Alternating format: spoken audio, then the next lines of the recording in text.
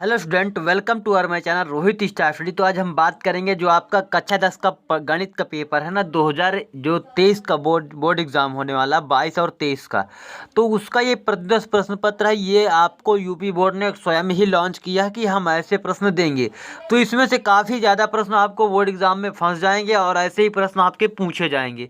तो आपको मालूम ही होगा कि आपका जो समय होता है वो 3 घंटे 15 मिनट का होता है और यहाँ पे 50 अंक का ये पूर्णांक होता है इसमें। तो मैथ का जो आपका 21 फरवरी को एग्ज़ाम है उसमें से ये काफ़ी हेल्पफुल आपके लिए होने वाला। तो वीडियो को अंत तक देखना और पूरे क्वेश्चनों का मैं सलूशन देने वाला हूँ आपको इस वीडियो के जरिए। तो चलिए देख लेते हैं पहला हमारा निर्देश क्या होता है कि वहाँ पर किन किन बातों का हमें ध्यान रखना है। तो प्रारंभ के 15 मिनट परीक्षार्थियों को प्रश्न पत्र पढ़ने के लिए निर्धारित हैं।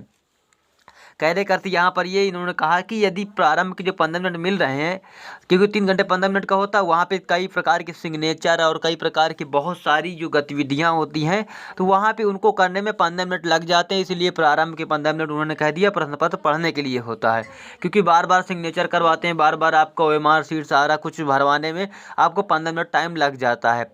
तो वो समय आपके किस लिए दिया गया है कि परीक्षार्थियों को प्रश्न पत्र पढ़ने के लिए दिया गया है। 15 मिनट इसलिए अधिक दिए गए हैं।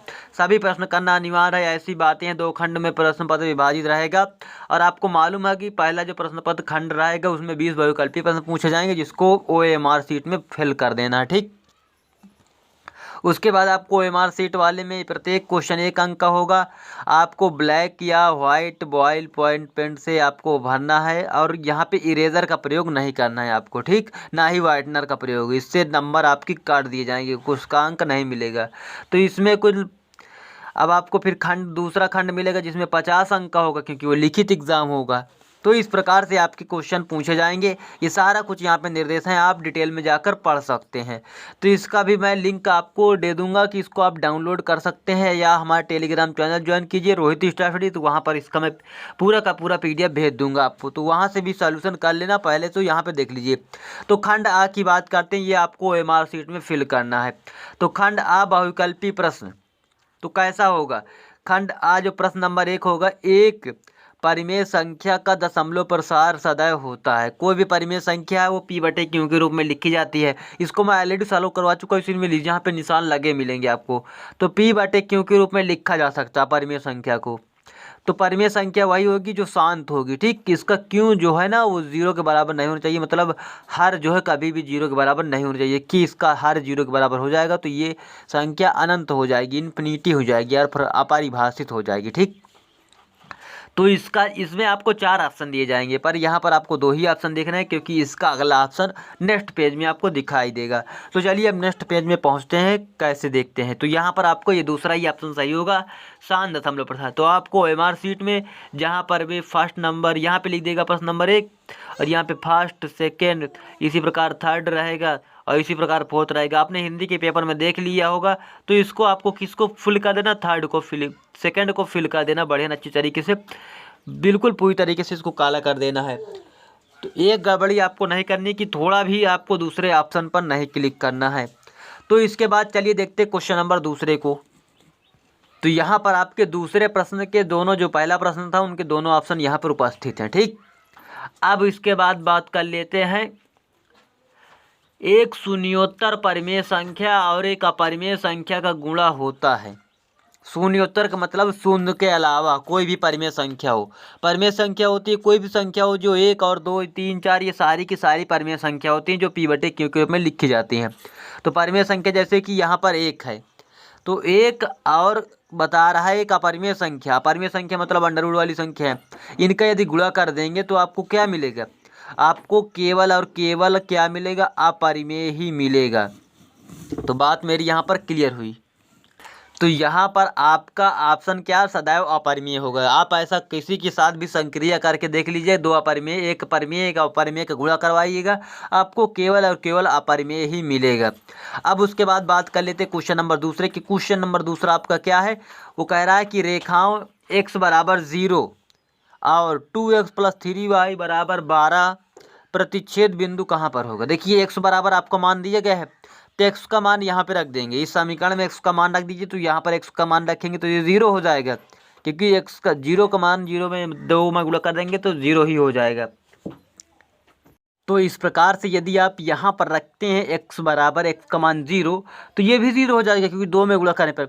तो 3y बराबर आपका 12 बचेगा और y बराबर क्या हो जाएगा आपका 3 को इधर पक्षांतर करेंगे, ये गुणे में 10 भाग में आ जाए तो 12/3 और 3 चौको 12, तो y बराबर आपको 4 प्राप्त हो जाएगा। ठीक, तो वही 4 को आपको क्या कर देना है, देखिए y का मान 4 है क्योंकि पहले x का मान फिर बाद में y का मान लिखते हैं, तो x का मान 0 है, y का मान 4 है, तो 0, 4 आपका सही जवाब हो जाएगा। इसी प्रकार आपका ये प्रश्न दिया गया है, वह बड़ी से बड़ी संख्या ज्ञात कीजिए जिसमें 70 और 125 में भाग करने पर शेषफल क्या है 5 और 8 आए। ठीक, तो कोई ऐसी बड़ी से बड़ी संख्या ज्ञात करनी है, यदि हम 70 में भाग दे दें और 125 में भाग दे दें तो शेषफल, यदि 70 में देते हैं तो आपको शेषफल कितना मिलेगा 5, और यदि 125 में देंगे तो आपको शेषफल कितना प्राप्त हो 8। तो 13 कैसे इसमें भाग देंगे, 13 5 65, 5 बार जाने पर आपको शेषफल 5 मिलेगा। तो ठीक हुआ। और यहाँ पर भी 13 3 39 13 54 13 5 65 13 78 13 7 91 13 4 13 4 और 13 1 17, तो यहाँ पर भी आपको 8 मिलेगा। ठीक, तो यही आपका 13 एक ऐसी बड़ी से बड़ी संख्या है जो इसमें भाग देने पर आपको क्या मिलेगा, आपको 5 और 8 शेषफल मिलेगा। यदि इसमें 70 में भाग देते तो 5 और 125 में तो 8। ठीक, तो ये आपका बोर्ड एग्जाम ने खुद लॉन्च किया, तो देख लीजिए बहुत आसान क्वेश्चन ये देता है बोर्ड एग्जाम, बस आप सारे स्टूडेंट को वो क्वेश्चन समझ में नहीं आते हैं। तो चलिए अब क्वेश्चन नंबर दूसरे को देख लेते हैं। क्वेश्चन नंबर दूसरा क्या है, समीकरण 2x प्लस ay बराबर 1 तथा 3x माइनस 5y बराबर 7 में कोई हल नहीं है, तो आप इसकी क्या, देखिए कोई हल ना होने की आपको शर्त मालूम होनी चाहिए सबसे पहली बात। तो कोई हल ना होने की शर्त आपको मालूम होनी चाहिए कि कोई हल जब नहीं होता तो आपको कुछ इस प्रकार होता है, a1/a2 बराबर b1/b2 बराबर नहीं है c1/c2, क्योंकि जब समांतर रेखाएं होगी तभी कोई हल नहीं होगा। तो देखिए a1 का मान तो 2 है, तो यहाँ पे रख देंगे 2, और a2 का मान कितना है, a2 का मान आपका क्या है 3 है, 3 रख देंगे, बराबर b1 का मान कितना है, b1 का मान a है, और b2 का मान कितना है, b2 का मान -5 है, तो ये लिख देंगे। अब यहाँ से आप a का मान ज्ञात कर सकते हैं, इसका इसमें गुणा करवाइए, इसका 5 दूना 10 तो -10, और इसका ये 3 तो है, ये बटे में तो 3 रखते रहने देंगे तो 1 बराबर 10/3 आ जाएगा, -10/3 a बराबर आ जाए। देखिए ये गुणे में इधर काय में भाग में, इधर साइड गुणे में चला जाएगा, तो 5 दूना 10 हो जाएगा, और 3 को बटे में रहने देंगे तो -10/3 आपका a का मान हो जाएगा। देखिए a का मान पूछ रहा था तो a का मान 10/3 हो जाएगा। ठीक, क्लियर बात। अब उसके बाद आपको क्या करना है, दूसरा प्रश्न दिया गया है, इस प्रश्न में द्विघात समीकरण है। देखिए द्विघात समीकरण में 2x² माइनस 4x प्लस 3 बराबर 0 के बारे में निम्नलिखित कथनों पर विचार कीजिए। देखिए यहाँ पर कथनों पर विचार करने के लिए कह रहा विविधकर 0 से कम है या वास्तविक संख्या नहीं है, तो ये कुछ ऐसी बातें यहाँ पे लिखी गई हैं, तो आपको यहाँ पर विविधकर ही निकालना पड़ेगा। तो ये विविधकर बराबर आपका सूत्र होता है d बराबर b² माइनस 4ac। तो यहीं पर से हम निर्धारित करेंगे कि क्या क्या इसके ऑप्शन सही हो सकते हैं। तो यहाँ पर a का मान आपका कितना है, a का मान आपका 2 है, b का मान -4 और c का मान आपका 3 है। तो यहाँ पे रख देंगे b का मान कितना -4, इसका वर्ग -4, a का मान कितना है आपका यहाँ पर 2 है, तो यहाँ पर 2 रख देते हैं, और c का मान आपका 3 है, 3 रख देते हैं। ठीक, अब इसको हल करेंगे तो 4 चौको 16, ये प्लस का 16 हो जाएगा, क्योंकि जब भी घाते सम होती तो चिन्ह प्लस का आएगा। ठीक, इसी प्रकार यहाँ पर भी गुणा कर देंगे, 4 दूना 8, 8 3 को 24, तो 24 से यदि आप 16 से 24 घटाएंगे तो कितना आएगा आपका 8 आ जाएगा, तो -8 क्या हो जाएगा आपका 8, जो आपका विविधकर का मान क्या आ जाएगा, d बराबर -8 आपका प्राप्त हो जाएगा।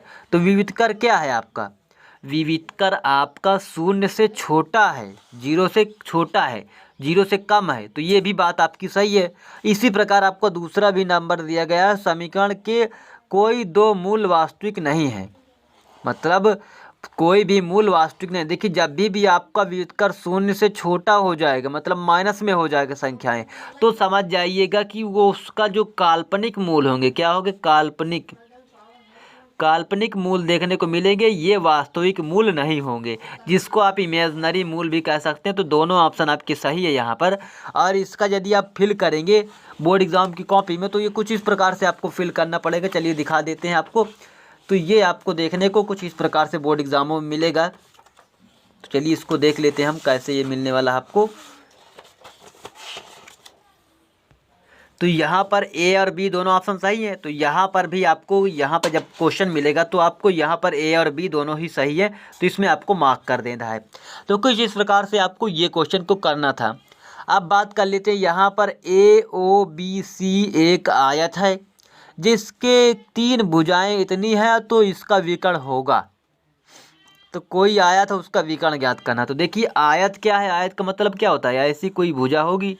तो ये ए भुजा को मान लेते 0,3 और बी को मान लेते 0,3, ये भी दिया है। और सी को मान लेते हैं ये ओ है, कोई भी चीज़ मान लेते हैं, ओ बी सी जो भी दिया है आपको इसको इसे आयत के किनारे किनारे रख देना है। अब आपको कह रहा है कि आयत का विकर्ण ज्ञात कीजिए। तो यहाँ से यहाँ तक की दूरी ही आपका विकर्ण होती है। देख लीजिए। तो इसके बीच की दूरी को आपको ज्ञात कर लेना है। तो जो बीच की दूरी का फार्मूला होता है यहाँ पे पहले से लिखा है, ए बी बराबर, मान लीजिए इसको ए और ये बी है, तो x1 माइनस x2, तो क्या होता है under root x1 minus x2। तो x1 का मान आपका क्या है, x1 का मान 0 है, x2 का मान 5 है। तो 0 माइनस 5 आपका इसका वर्ग कर देना, plus y1 minus y2, y1 का मान -3 है, y1 का मान क्या है 3 है, और y2 का मान क्या है आपका यहाँ पर 0 है, तो माइनस का 0 का वर्ग। अब यही आपको अंडर रूट के अंदर लिए रहना है और इसका वर्ग कर देना है।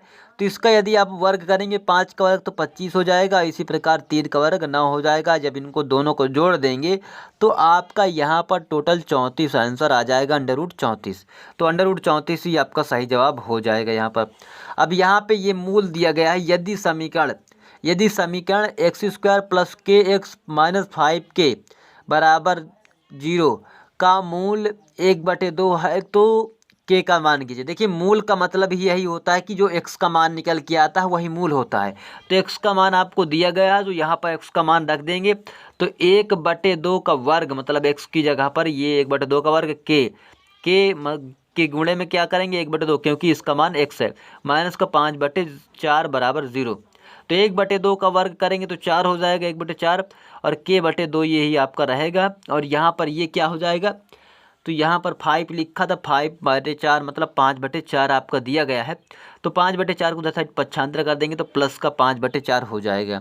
क्लियर हुई मेरी बात यहाँ तक बात क्लियर हो रही है। तो अब इसके बाद k/2 आपका दिया गया है और ये 1/4 को उधर साइड पक्षांतर कर देंगे तो ये माइनस में चला जाएगा, माइनस का 1/4। और यहाँ पर आपको क्या कर देना, घटा लेना, सिंपल सा, कोई कुछ नहीं करना। 4 यहाँ पे कॉमन मिल रहा है आपका, और 4 से यहाँ पर से 5 से 1 गया, 4 आ जाएगा, 4 से 4 कैंसिल हो जाएगा तो 1 आ जाएगा। और ये k इसमें कहा है में भाग में, इधर साइड गुणे में चला जाए तो k बराबर आपका 2 प्राप्त हो जाएगा। तो यहाँ पर दूसरा ऑप्शन आपका सही हो जाएगा, पहला ही ऑप्शन k बराबर 2।